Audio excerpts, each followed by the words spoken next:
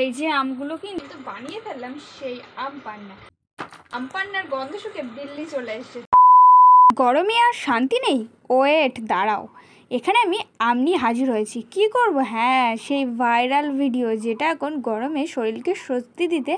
তো আমি এখানে আমটা কিন্তু ভালো করে ধুয়ে নিচ্ছি, এরপরে কি করব সেটা দেখতে থাকো। তো চলো। আর এখানে আমি কড়াই বসিয়ে দিয়েছি এবং পরিমাণ মতন জল দিয়ে দিয়েছি যাতে আমটা সিদ্ধ হয়ে যায়। তো আমগুলো আমি একে একে করে দিয়ে দিচ্ছি 3টে আম। এখানে আমি সিদ্ধ বসিয়ে দিয়েছি, আর এটা ভালো করে সিদ্ধ হবে, নয়তো ছাড়াতে গেলে একটু শক্ত শক্ত থাকবে। তারপরে এটাকে আমি কি করব, তো চলো দেখতে থাকো। আমগুলোকে আমি চেক করছিলাম যে এগুলো কতটা সিদ্ধ হয়েছে। সিদ্ধ হলে এগুলো চামচটা গায়ে বসে যাবে। আর এগুলো দেখতে পাচ্ছ একেবারে পাকা আমের হলুদ কালার চলে এসছে গা। কিন্তু আমগুলো ওখানে সিদ্ধ হচ্ছে, আর ওইখানটায় দেখতে পাচ্ছ আমি এখানে একটা গাছ লাগিয়েছিলাম যেটা হচ্ছে মানি প্লান্ট। আর এখানে আছে একটা, এই গাছটার নামটা আমি ভুলে যাই। গাছটা অনেকটা বেড়ে গেছে, যে গাছটা আমরা নার্সারি থেকে নিয়ে এসেছিলাম, মানি প্লান্ট গাছটা। আর ওদিকে আমগুলো সিদ্ধ হতে একটু সময় লাগবে, তো সিদ্ধ হয়নি তার মধ্যে। আর তার মধ্যে আমি কি কি রেডি করেছি আর কি উপকরণ লাগবে সেগুলো তোমাদের দেখিয়ে। এখানে নিয়ে নিয়েছি চিনি, বিট লবণ, ধনে, মরিচ আর জিরে গুঁড়ো একসঙ্গে এটা করা আছে। প্রচুর গরম, শান্তি লাগছে, শান্তি।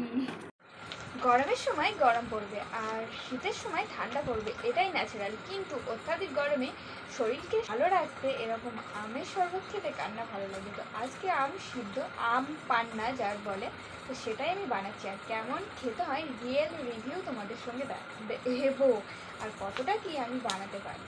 গরমে কথাবার্তারাও একেবারে হারিয়ে যাচ্ছে, এতটা পরিমাণে গরম পড়ছে। তো আম এদিকে সিদ্ধ হয়ে গেছে, আর আমি এখানে ঠান্ডা জলে রেখে দিয়েছিলাম। কারণ হচ্ছে তাড়াতাড়ি যাতে আমি ছাড়াতে পারি। তো আমি এটাকে ভালো করে ছাড়িয়ে নেব। মুখের রিয়াকশান দেখে বুঝতে পারছো কতটা শক্ত ছিল, যেটা আমি হাত দিয়ে ছাড়াতে পারছিলাম না। ফাইনালি ছাড়িয়েছি কষ্ট করে, গায়ের জোর দিয়ে।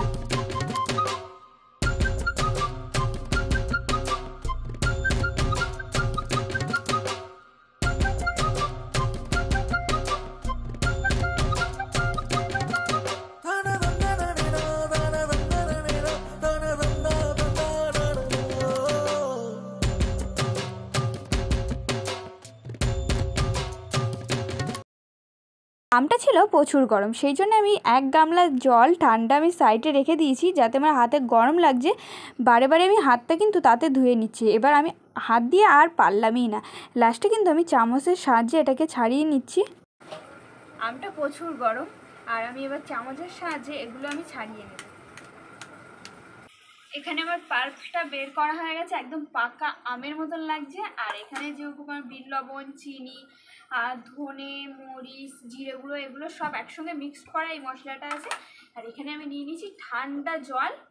তো চলো এবার এটাকে আমি ব্লেন্ড করব। একদম পাকা আমের মতন, 3 কালারের রয়েছে, একটা কাঁচা, একটা পাকা, একটা হালকা পাকা।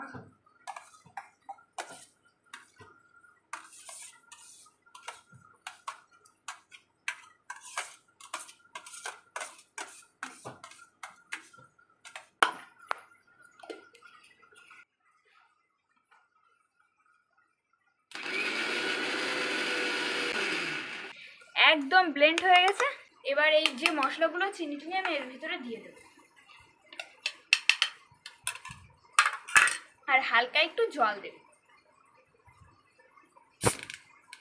শান্তি, ঠান্ডা জল। মিক্সারের কাজ হয়ে গেছে, ব্লেন্ড করা হয়ে গেছে। এবার আমি এটাকে দেখব।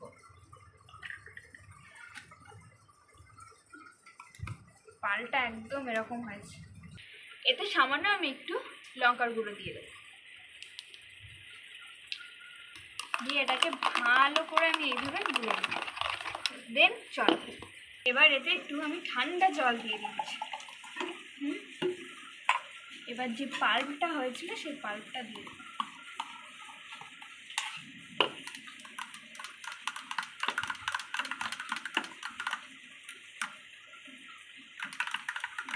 আম পান্না রেডি। এখানে আমার আম পান্না কিন্তু পুরোপুরি রেডি হয়ে গেছে, আর খেতে কিন্তু ভালোই হয়েছে। আম পান্নার গন্ধ শুকে দিল্লি চলে এসছে। তো যাই হোক, আজকে আমি কিন্তু বানিয়ে ফেললাম সেই আম পান্না। গরমে স্বস্তি পেতে কিন্তু এটা একবার বানিয়ে খেয়ে তো চলো দেখা হচ্ছে পরে।